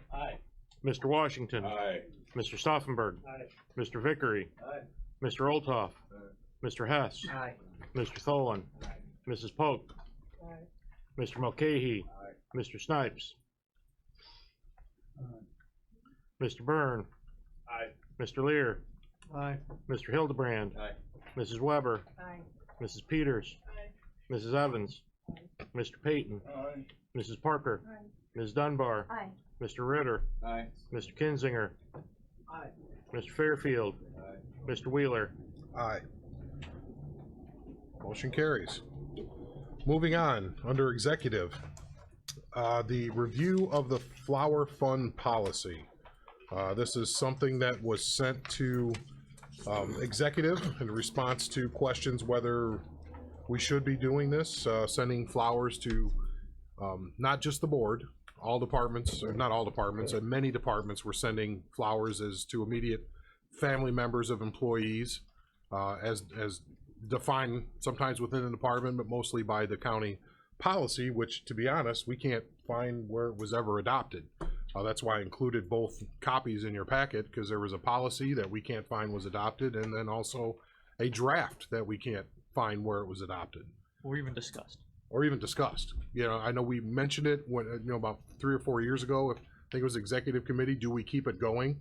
That was just a verbal conversation we had, but we can't even figure out where that happened. So in the meantime, the question was raised, you know, can we even do this? After the executive committee made the motion to continue to do it. I had my own feelings about that, but the committee voted that way. Since that time, we had an opinion from the state's attorney's office that is in your packet that says basically you can't. It's not, there is no public use of that. they're recommending against that. Their interpretation of the law is there's no public purpose in that, which I would actually agree with. There is an HR purpose to that.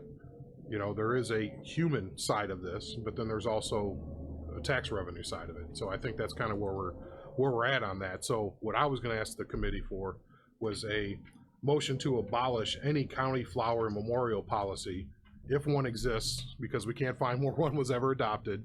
But we want to make sure that that's my recommendation would be that kind of a motion to abolish any kind of policy within the county departments. So is that a motion? Make that motion. All right, Mr. Tripp, and let me get into discussion after a second. Mr. Vickery, or on the second, sorry. Questions, Mr. Tripp, please. It should be left to a voluntary contribution within those departments. Most places I've talked to and people I've talked to, that's pretty much the way they operate. Sure. Sure. Mr. Olthoff? Do we have an estimate of what it costs per year?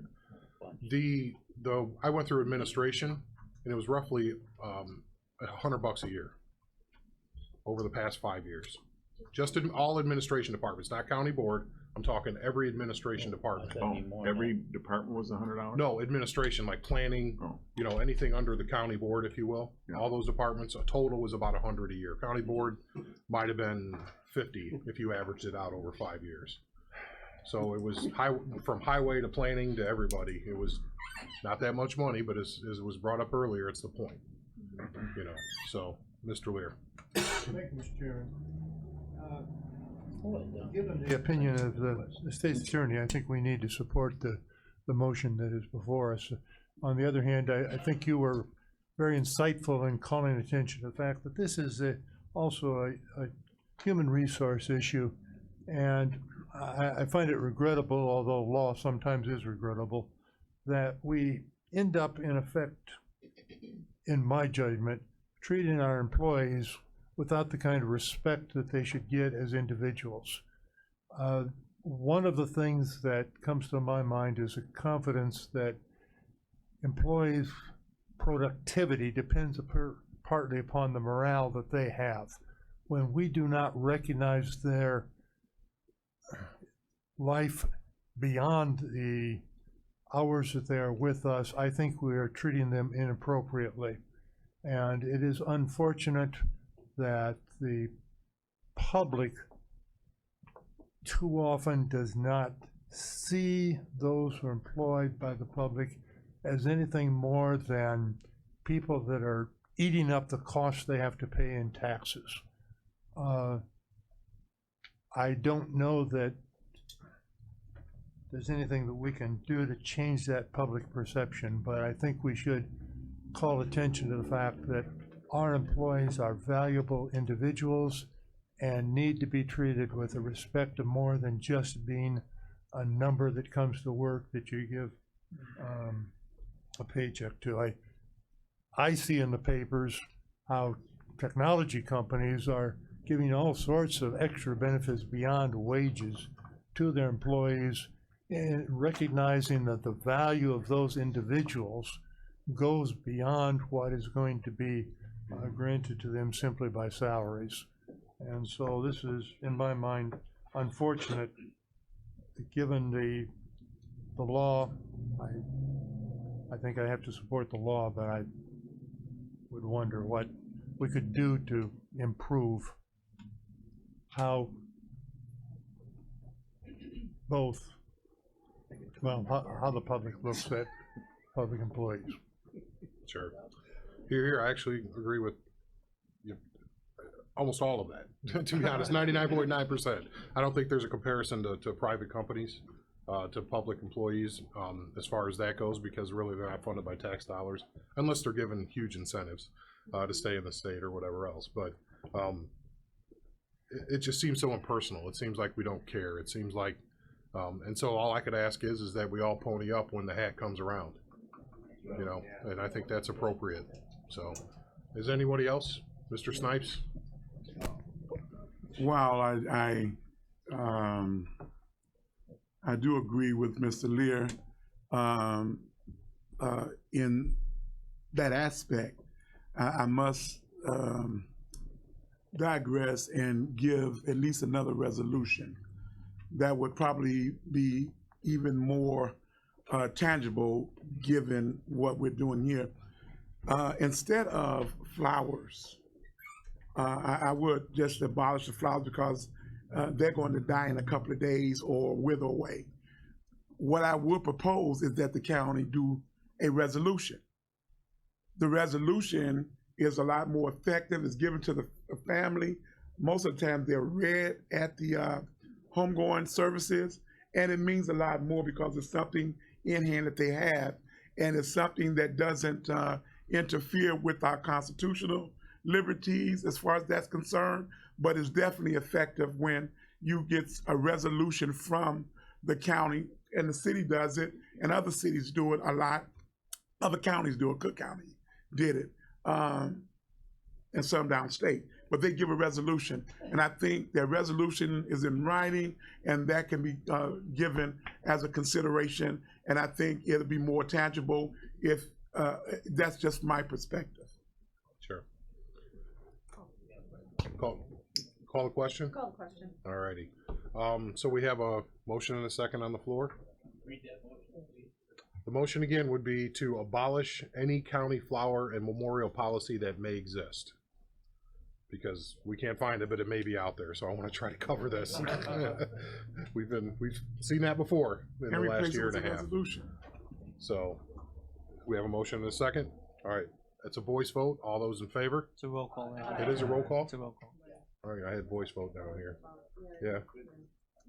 Yeah, we're not spending money as the case may be. I like to hear that. Roll call, please. Mr. Tripp. Aye. Mr. Washington. Aye. Mr. Stauffenberg. Aye. Mr. Vickery. Aye. Mr. Olthoff. Mr. Hess. Aye. Mr. Tholen. Mrs. Polk. Mr. Mulcahy. Aye. Mr. Snipes. Aye. Mr. Byrne. Aye. Mr. Lear. Aye. Mr. Hildebrand. Aye. Mrs. Weber. Aye. Mrs. Peters. Mrs. Evans. Mr. Payton. Aye. Mrs. Parker. Ms. Dunbar. Aye. Mr. Ritter. Aye. Mr. Kinzinger. Mr. Fairfield. Mr. Wheeler. Aye. Motion carries. I would suggest that somebody can think about what we can do instead, because it'll be tough to go around and get $1 from everybody. Passing the virtual hat isn't kind of tough, so maybe we need to do a petty cash or something like that that's for these types of things. And we'll talk about that maybe offline. If you have any ideas, bring it to committee, that kind of thing. So. Resolution. Okay. My resolution. We're still spending money on paper. How Less far you want to than go with 65 that? cents. I mean, $65. Exactly. I don't mean to be flippant about that. You're right, though. Something does need to happen, but you know, we'll talk about it. Other business openings. Got a lot of openings if you want to be in a drainage district. 2 openings on the Regional Planning Commission, Kankakee County. 2 openings on the Kankakee County Historic Preservation Commission. 1 opening on the Wilcan Regional Development Authority. 1 opening on the BM Lewis Drainage District. 1 on the Caravan Drainage District. 1 on the Canavan, excuse me. 1 on the Clawson Drainage District. 1 on the X-Line Creek Drainage District. 1 on the Gar Creek Drainage District. 1 on Grinnell Drainage District. 1 on Joe Bennis Drainage District. 1 on the opening on the Little Beaver Drainage District. 2 on the Mantino Drainage District number 3. 1 on the Mantino Drainage District number 9. 1 on the McGilvery Drainage District. 1 on Minnie Creek Drainage District. 1 on Moments and Yellowhead Drainage District. 2 on the Snake Creek Drainage District. 1 on Spring Creek Drainage District. 1 on Union number 2 Drainage District. 1 opening on the Yellowhead and Washington Drainage District. 2 on the Essex Township Fire Protection District. And 1 opening on the Ethics Commission. And there will be somebody brought to executive at the end of the month if there's any other applicants. You got about a week. So, old business. Under executive session, review of the executive session minutes, 5 ILCS 120/2C21. Need a motion to go into executive session. Mr. Tholen, second, Mr. Washington. Need a roll call vote to go in, please. Mr. Tripp. Mr. Washington. Mr. Stauffenberg. Mr. Vickery. Mr. Olthoff. Mr. Hess. Mr. Tholen. Mrs. Pope. Mr. Mulcahy. Mr. Snipes. Mr. Byrne. Mr. Lear. Mr. Hildebrand. Mrs. Weber. Mrs. Peters. Mrs. Evans. Mr. Payton. Mrs. Parker. Ms. Dunbar. Mr. Ritter. Mr. Kinzinger. Mr. Fairfield. Mr. Wheeler. Aye. Motion carries. We'll be in executive session. If any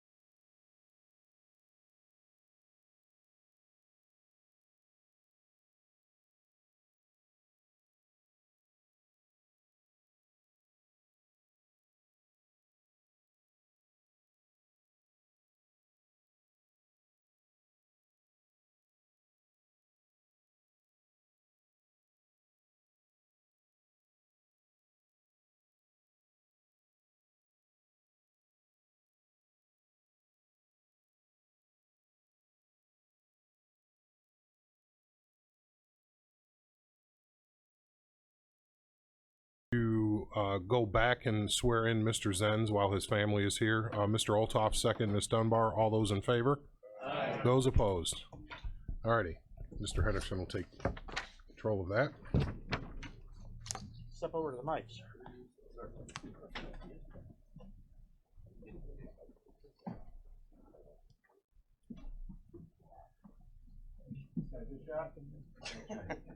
Raise your right hand. I state your name. I, Michael Zenz, Do solemnly swear that I will support the Constitution of the United States I will support the Constitution of the United States and the Constitution of the State of Illinois, and the Constitution of the State of Illinois, and I will faithfully discharge the duties of County Board Member, County Board Member, District 26, District 26, to the best of my ability. to the best of my ability. Congratulations.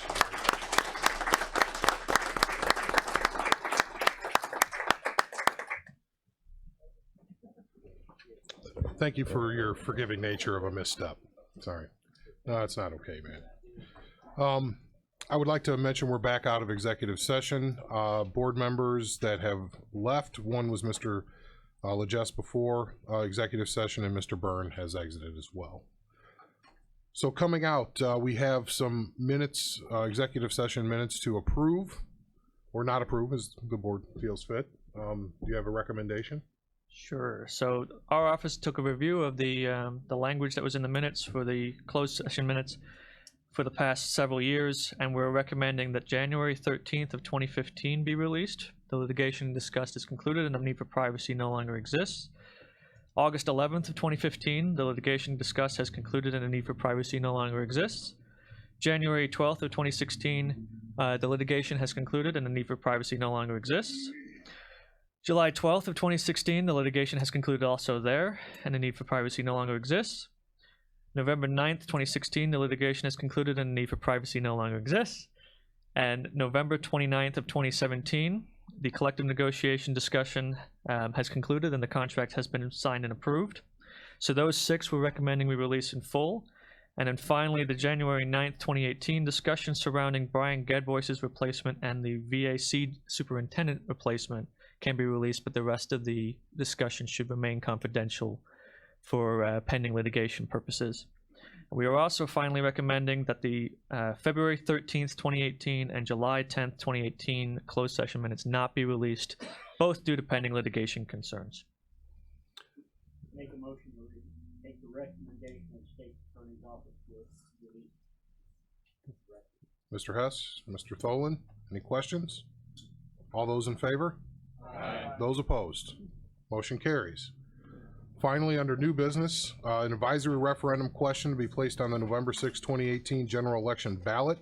If I could you just read the title in real quick? Resolution of the County Board regarding an advisory referendum question to be placed on the November 6, 2018 general election ballot. Boy, oh boy, oh boy. It's like an echo in here. Sorry about that. Basically, this was what executive committee voted on, to put an advisory question out there, trying to at least let the people know that we know where the real problem is. The idea that the state can operate out without a balanced budget, and there is a actual provision within the Illinois Constitution that they provide a balanced budget.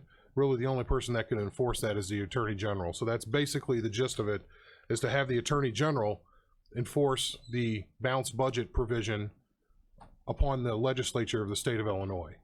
We know that the less they do and the bills that they don't pay just get pushed right down to us.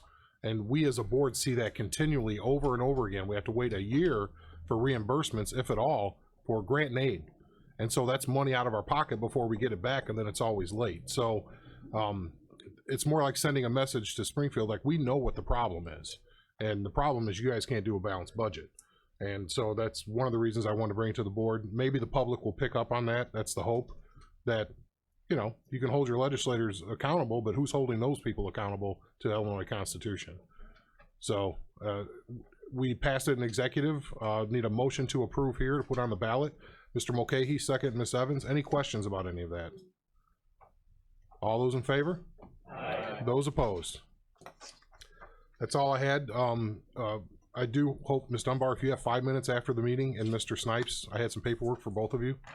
So if you have 5 minutes, I can run downstairs, you can run upstairs. I don't want to keep you any longer because it's been a marathon today, but I apologize. So motion to adjourn, Mr. Mulcahy.